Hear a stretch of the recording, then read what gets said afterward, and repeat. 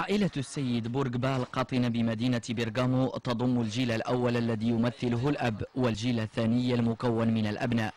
رب الأسرة يفكر هذه السنة بالعودة والاستقرار نهائيا ببلده الأصلي المغرب. اللي دابا كنفكر فيه انا هما الدراري ديالي، والدراري ديالي دابا عاشوا هنا كثير، يعني اكثر من بلادهم.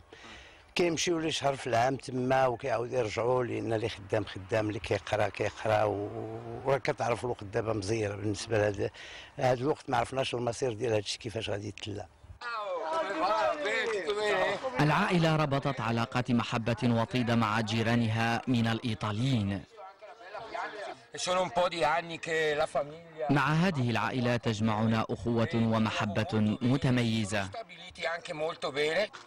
سؤال الاندماج إذا ليس مطروحا لدى الجيلين، بل هنالك أسئلة أخرى يتقدمها مستقبل هؤلاء الشباب من الجيل الثاني بإيطاليا أمام تداعيات الأزمة الاقتصادية والتي أرخت بظلالها على هذا البلد.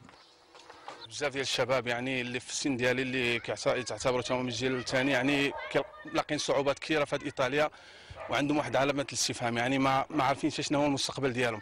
واش غيستمروا في هذه البلاد هذه اللي يعني نورمالمون الخدمه ممكن نقولوا بانها ولات شبه مستحيله، او لا يرجعوا للبلاد ديالهم. يرجعوا للبلاد ديالهم اش غادي يديروا؟ كاينه ديفيرونس ما بين الجيل ديالنا والجيل ديال الاب ديالي. بحال دابا الجيل ديالو ما كانش ديال الصعوبات، كانت الخدمه دغيا كتلقى خدمه.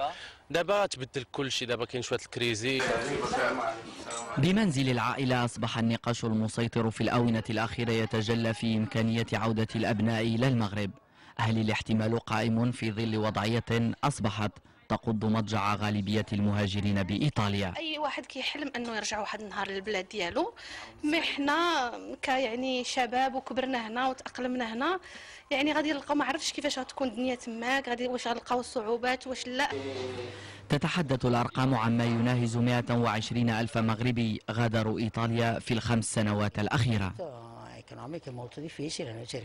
في الوقت الراهن تعقدت الأمور بالنسبة لعدد كبير من عائلات المهاجرين التي تعيش وضعية صعبة من جراء تداعيات الأزمة الاقتصادية وما يحيط بها من إشكاليات. بمدينة بيرغامو جهة لومبارديا شمال إيطاليا، حيث تتركز جالية مغربية يصل تعدادها أزيد من 35 ألفا، يفكر معظمهم في مستقبل الأجيال القادمة بين الاستمرار في بلد المهجر أو العودة إلى المغرب.